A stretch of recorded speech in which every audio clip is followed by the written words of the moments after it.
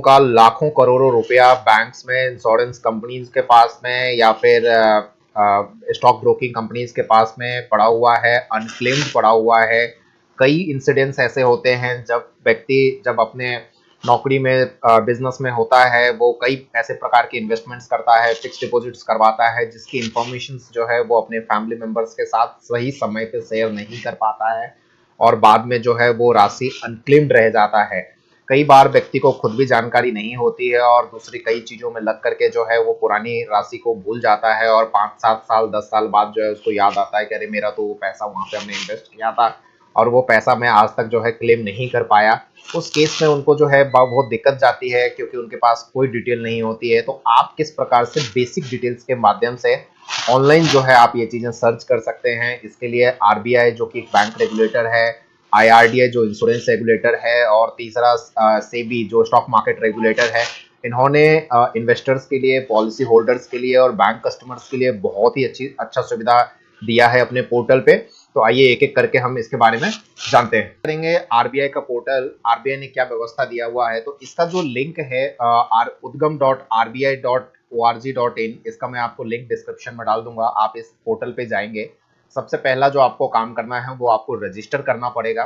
Register करने के पश्चात, रजिस्टर के लिए आपको मोबाइल नंबर, नेम, पासवर्ड और ये सब डिटेल्स जानकारी डालनी है। रजिस्टर कोई भी व्यक्ति कर सकता है, इवन फैमिली मेंबर जो है रजिस्ट्रेशन कर सकते हैं। उसके बाद एक बार रजिस्ट्रेशन के बाद आपको लॉगिन करना होगा। लॉगिन करने के बाद जो है इंडिविजुअल और नॉन इंडिविजुअल दो कैटेगरी है। सपोज इंडिविजुअल व्यक्ति के लिए हमें सर्च करना है तो उसके लिए हमें डालना होगा name of account holder, bank का नाम डालना होगा, पैन नंबर या वोटर कार्ड, जो भी आपके पास इनकी जानकारी अवेलेबल होती है वो जानकारी हम एक एक करके डाल करके यहाँ से सर्च कर सकते हैं। नॉन इंडिविजुअल के केस में हमें फर्म का नाम यहाँ एंटर करना होता है, फिर बैंक को सेलेक्ट करना होता है और इस प्रकार से जो भी हमें दिखता है यहाँ पे हम सर्च कर सकते हैं। सर्च करने के बाद हमें बैंक का नाम दिखेगा, हमें अमाउंट दिखेगा और उसकी डिटेल्स जो है वो हमें दिखेगी। उसके बाद का जो प्रोसीजर होता है वो प्रोसीजर आपको आरबीआई के माध्यम से नहीं होता है, ये ध्यान रखना है। अगर बैंक का कोई अनक्लेम्ड राशि है तो संबंधित बैंक द्वारा ही जो है आपको क्लेम इनिशिएट करना होगा। आपको यहाँ से मात्र जो है डिटेल मिलेगी और डिटेल ले जाकर के आपको जो है संबंधित बैंक को कांटेक्ट करना है और वहीं से जो है आपका क्लेम का इनिशिएट कर पाएंगे आप। इसमें अभी जो फैसिलिटी दी गई है आरबीआई की साइट पे वो 30 बैंकों को ऐड किया गया है और धीरे धीरे और भी कोशिश की जा रही है, और भी बैंक्स जो हैं इसमें ऐड किए जाएंगे, बट अभी जो है नेशनलाइज्ड कैटेगरी में 30 बैंक्स को यहाँ पे ऐड किया गया है। अब अगर हम बात करें दूसरे नंबर पे इंश्योरेंस रेगुलेटर, इंश्योरेंस कंपनी का रेगुलेटर आईआरडीए है, जो आईआरडीए ने व्यवस्था करके दिया हुआ है। इसमें पूरे आप देखेंगे लाइफ इंश्योरेंस की सारी कंपनियों का लिस्ट है, जनरल इंश्योरेंस की सारी कंपनियों का लिस्ट है, साथ ही हेल्थ इंश्योरेंस कंपनियों का भी इसमें लिस्ट है।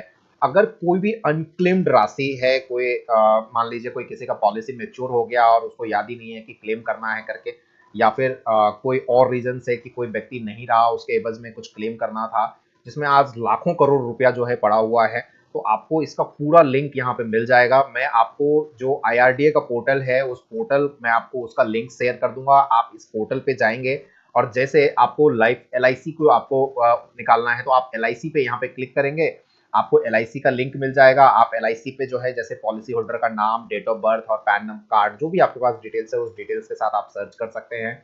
अगर सपोज एचडीएफसी की पॉलिसी है तो आप एचडीएफसी की पोर्टल ओपन करेंगे और उसको जो है आप सर्च करेंगे। सेम इसी प्रकार से बेसिक इन्फॉर्मेशन डाल करके सर्च करनी है। यहाँ पे आपको कोई लॉगिन बनाने की आवश्यकता नहीं होती है, बेसिक डिटेल्स डाल के आप सर्च कर सकते हैं और उसके बाद जो है आप संबंधित इंश्योरेंस कंपनी के पास में डायरेक्टली जो है पहुंच सकते हैं। इंश्योरेंस रेगुलेटर के बाद जो है अब हम बात करेंगे स्टॉक मार्केट जो है, स्टॉक मार्केट रेगुलेटर सेबी ने क्या व्यवस्था किया हुआ है। तो यहाँ पे इसके लिए जो है आपको विजिट करना है IEPFA portal, investor education and protection fund जो है होता है गवर्नमेंट का, ये पोर्टल है। आप इस पोर्टल पर विजिट करेंगे। इस पोर्टल पर आपको जाने के बाद यहाँ पे भी आपको लॉगिन करना पड़ता है, रजिस्ट्रेशन आपको करना पड़ता है। आपको यहाँ से सारी जानकारी मिल जाती है। इसमें कोई अनक्लेम्ड आपका अमाउंट है या फिर आपका कोई सिक्योरिटीज है इन टर्म्स ऑफ आपका कोई स्टॉक्स हो, कोई म्यूचुअल फंड्स हो या कोई और भी सिक्योरिटीज वगैरह हो, तो वो सब कुछ जो है आपको यहाँ पे आईएफ के माध्यम से आप सर्च कर सकते हैं। और यहाँ पे आपको पोर्टल पे जाना होता है। यहाँ पे अगर आप न्यू यूजर हैं तो आपको फर्स्ट टाइम जो है रजिस्ट्रेशन करना होगा। रजिस्ट्रेशन के लिए आपको अपना जो है पैन नंबर डालना है और पैन नंबर डाल करके जो है इस पे पूरा जो है पोर्टल पे रजिस्ट्रेशन कर लेना है। रजिस्ट्रेशन करने के पश्चात जो है लॉगिन करने के बाद आपको यहाँ पे सर्च करना है कि पैन नंबर के हिसाब से आप सर्च कर सकते हैं। जिस भी व्यक्ति के लिए आप सर्च करना चाहते हैं उनका पैन नंबर डाल करके यहाँ पे आप सर्च कर सकते हैं। अगर आपके पास पैन नंबर नहीं है तो दूसरी बेसिक जानकारी डाल करके भी आप यहाँ पे सर्च कर सकते हैं। सर्च करने के बाद जो आपको अमाउंट ये दिखेगा या आपको सिक्योरिटीज दिखेगा उसका जो है आप प्रोसीजर यहीं से इनिशिएट कर पाएंगे आईपीएफ के अकाउंट में। उसका जो है पूरा प्रोसीजर होता है। आपको पूरा प्रोसीजर पूरा डिटेल्स जो है जानकारी आपको इसी साइट पे investor education and protection fund इसी साइट पे आपको पूरी जानकारी इस पे मिल जाएगी। तो मुझे उम्मीद है कि आपको आपका जो क्वेरी था कि आपको सर अनक्लेम्ड राशि कहाँ से सर्च होगा वो मैंने आपको बता दिया है। ये 3 बड़े रेगुलेटर हैं, आईआरडीए, आरबीआई और सेबी। इन तीनों रेगुलेटर ने बहुत अच्छा सर्विस दे रखा है। आप यहाँ से जाकर के एक बार जो है सर्च करके देखिए। मुझे उम्मीद है कि आपको उसका जो है जरूर आपको सॉल्यूशन मिलेगा। Thank you very